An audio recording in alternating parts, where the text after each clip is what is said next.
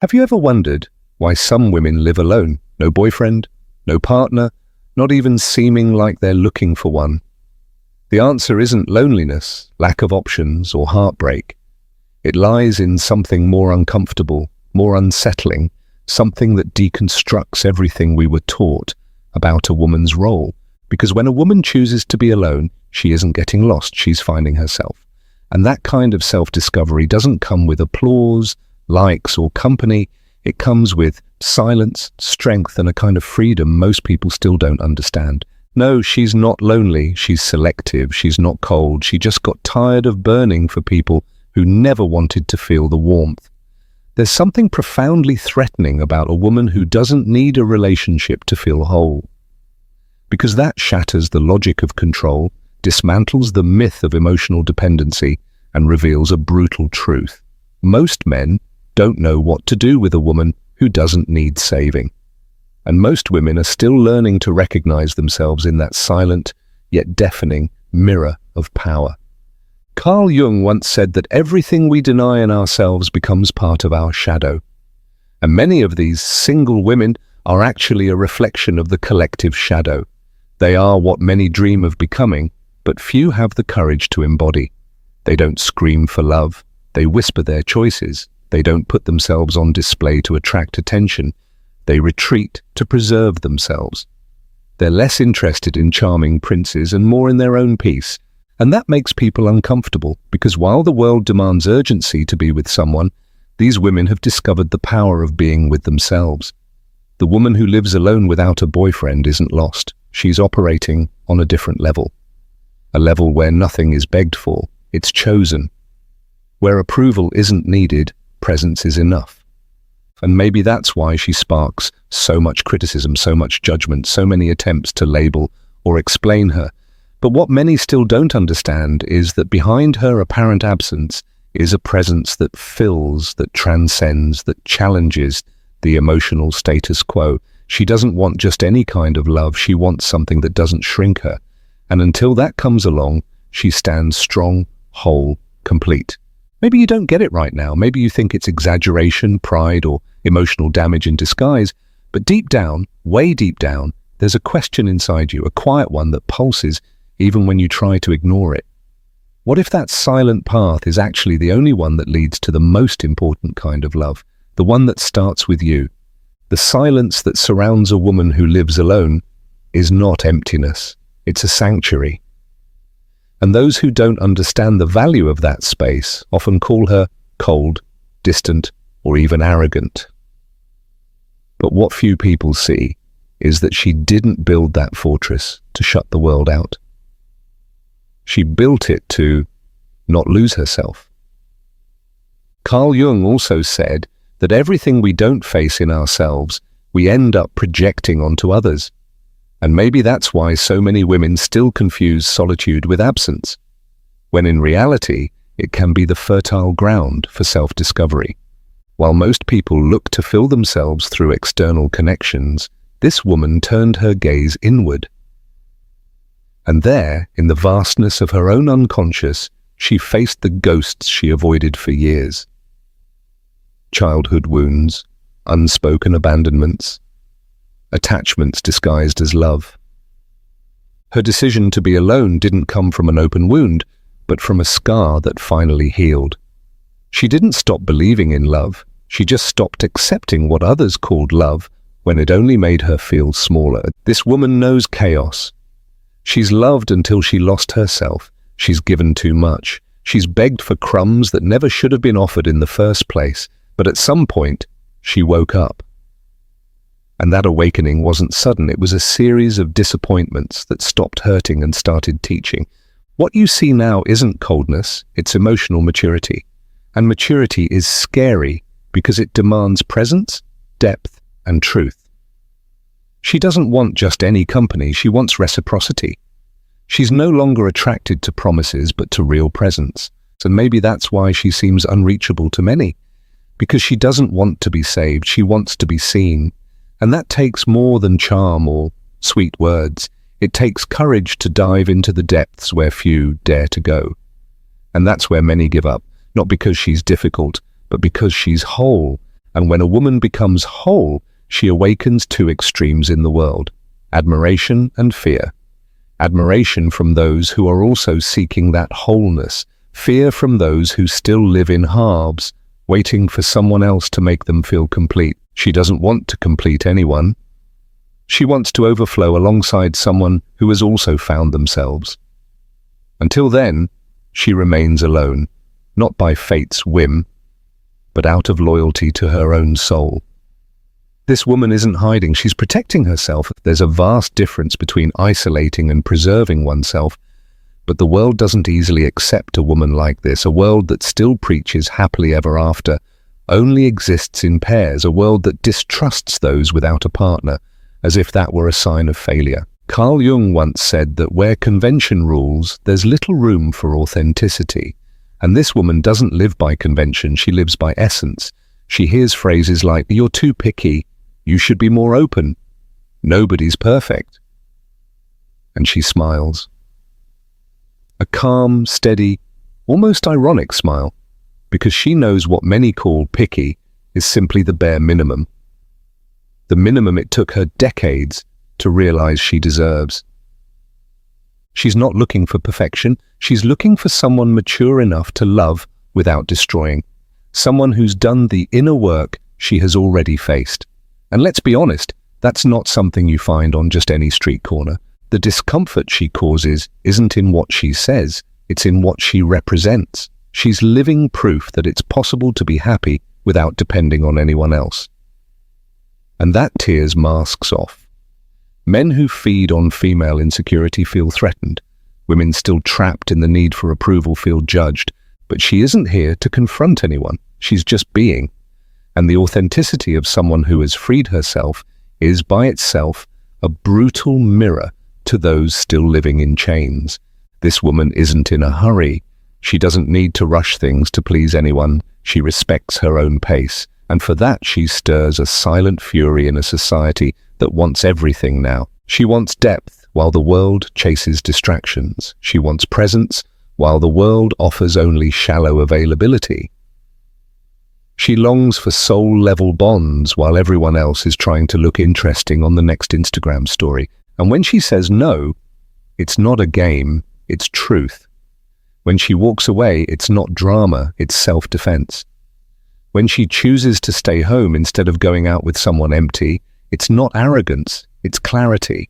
And that clarity, earned through pain and surrender, is her greatest revolution. Because she doesn't live to please, she lives to be. And that simple act, being, is what makes her so dangerous to the system. Perhaps what unsettles people most about this woman isn't her solitude, it's the peace she's found within herself. Carl Jung taught that those who look outward dream, but those who look inward awaken. And it was precisely that inner journey that she took. It wasn't easy. It was a grueling process of stripping off masks, facing the ghosts of emotional dependency, and rebuilding herself piece by piece. She no longer defines herself through the eyes of others. She sees herself through her own eyes. And that changes everything. How many times have you wondered if being alone is failure or freedom? How many times have you felt the need to justify yourself for not having someone by your side? This woman has felt that too. She once thought there was something wrong with her for being alone in a world that idolizes couples, even unhappy ones. But one day, she understood. It's better to be alone than to be invisible in a relationship. And that day, she made a pact with herself.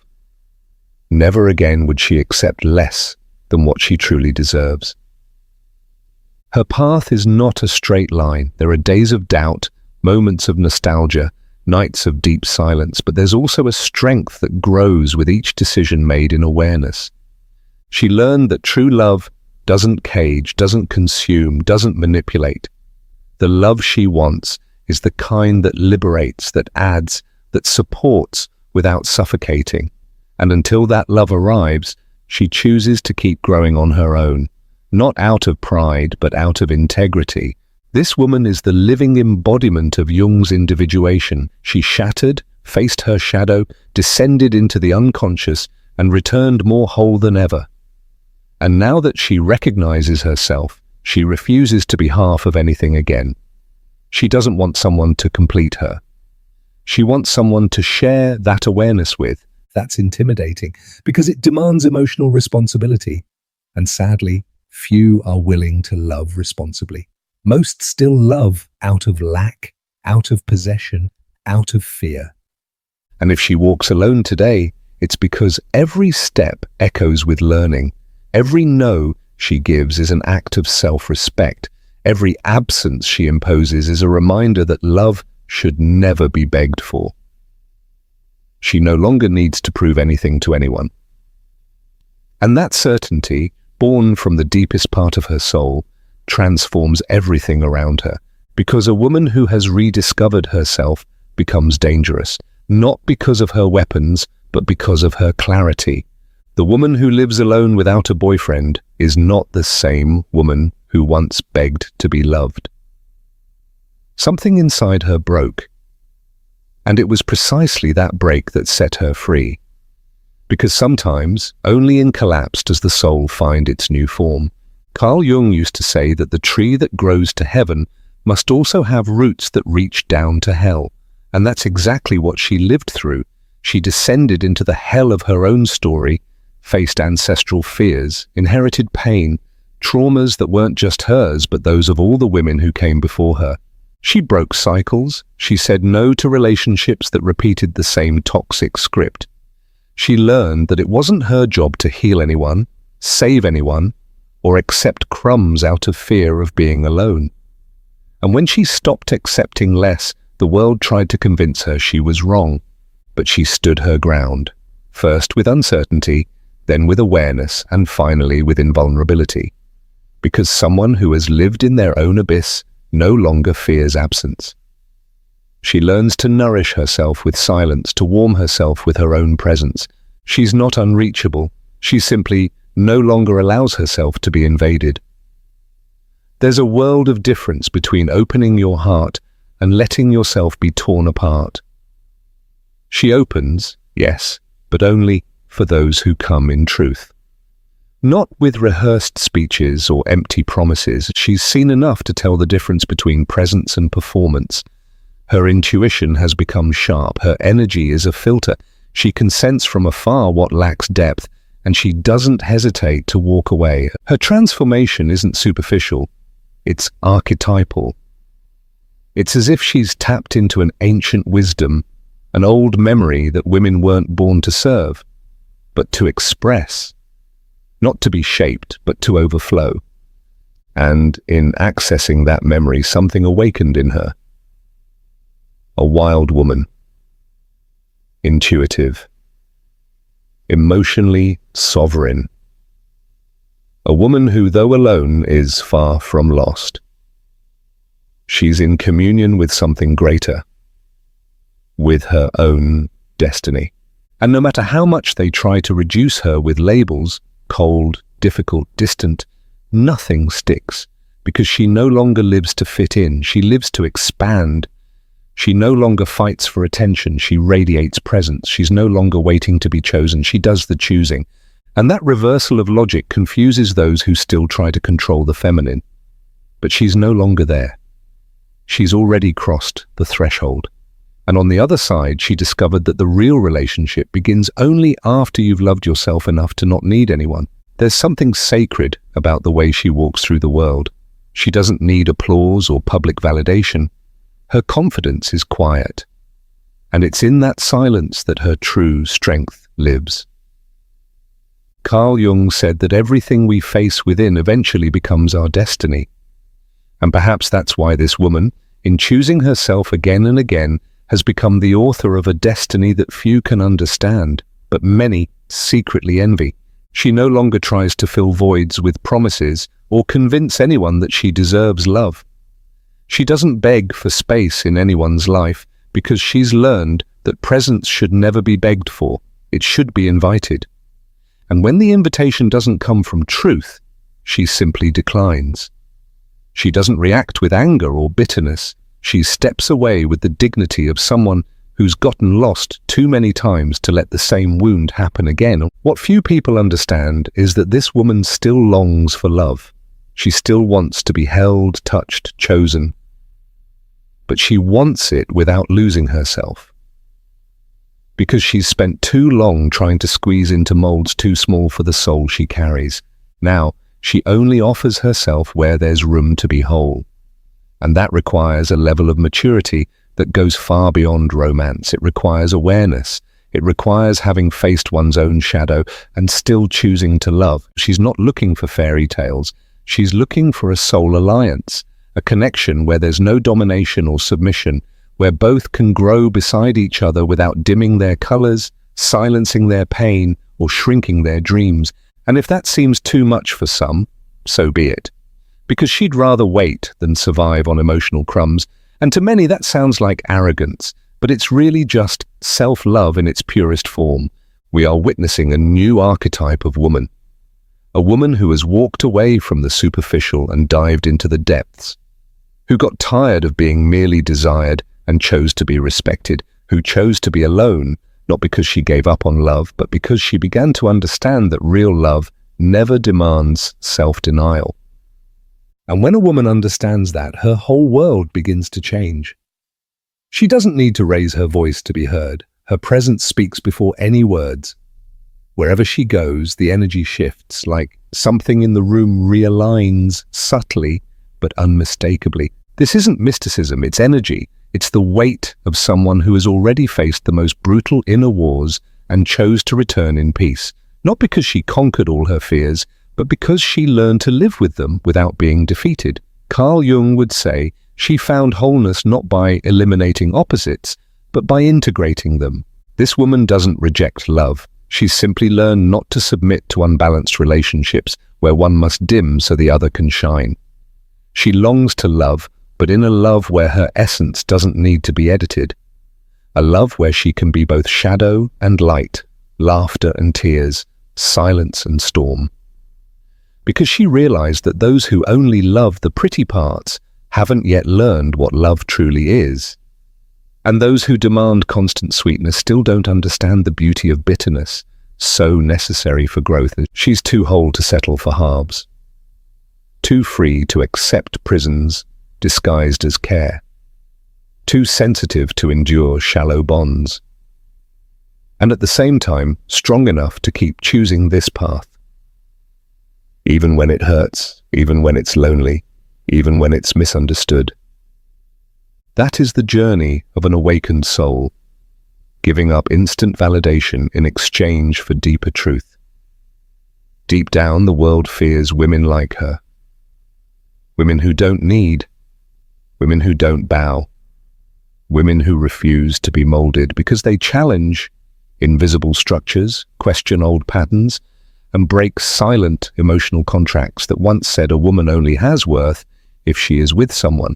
And when she breaks those contracts, when she rewrites her own narrative, she inspires others. And that, for the system, is dangerously revolutionary.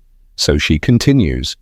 Sometimes with tears in her eyes, sometimes with her chest held high, but always with her feet firmly on the ground. Because now she knows she's not alone, she's with herself. And after everything she's lived through, that is more than enough. The love that comes after that won't be salvation, it will be celebration. It won't come to fill her, it will come to overflow. When a woman chooses to walk alone, the world rushes to convince her she's making a mistake. But deep down, she feels something aligning within her. It's not pride or rebellion, it's a rare kind of wisdom that can only be born in silence. The same wisdom Jung called individuation, the process of becoming fully who you are, without masks, without compromise. And when that happens, nothing outside her has more power than the truth that pulses inside her chest. That truth doesn't need to shout. It can show itself in the way she quietly closes a door without resentment, in how she withdraws when the environment no longer nourishes her, in the way she smiles in peace, even with no one by her side. Because she discovered that being alone is not a punishment, it's a vow of loyalty to her own soul. And the soul of an awakened woman does not submit, does not dim, does not beg. It simply is. And that is enough. The world will keep trying to tell her she's missing something. It will keep offering distractions, plastic princes, love made for display. But she's already seen behind the curtain. She's already understood. It's not about finding someone. It's about never losing yourself again. And when that realization blooms, everything changes. Desire becomes discernment. Lack becomes choice. Waiting becomes a path. And what once hurt now teaches. What once bound now sets free. You can feel it deep inside. That stirring, that spark. Maybe it's a memory, an old wound, a nostalgia that never made sense. Maybe it's the image of a woman you once knew, or the woman you've become. In either case, something within you is asking to be seen more clearly, something that no longer fits in old molds, something that, if you let it, could completely transform how you relate to love, to others, and most importantly, to yourself. That woman who lives alone is more than just someone who doesn't fit the mold. She is a living symbol of emotional freedom, a reminder that it's possible to rebuild without hurry, without fear, and without needing to prove anything to anyone. She doesn't walk ahead of anyone, but she doesn't follow either. She carves her own path, unique, inviolable. And along that journey, she lights little fires for others who are waking up too. If something inside you was touched by this story, maybe it's because, deep down, you too are ready for a new kind of love. A love that begins with reconciliation with yourself. A love that feeds on silence, presence, and truth. A love that can't be negotiated, begged for, or disguised. And if that love hasn't come yet, maybe it's because you first needed to become the woman who no longer accepts less than she deserves. And if this message found you at the right moment, or awakened someone you forgot was living inside you, then I invite you not to keep it to yourself. Share this video with other women who need to remember their own strength. Like it, comment, and subscribe to this channel. Not out of impulse, but out of choice. Because when something touches the soul, the least we can do is let it keep resonating within us and through us.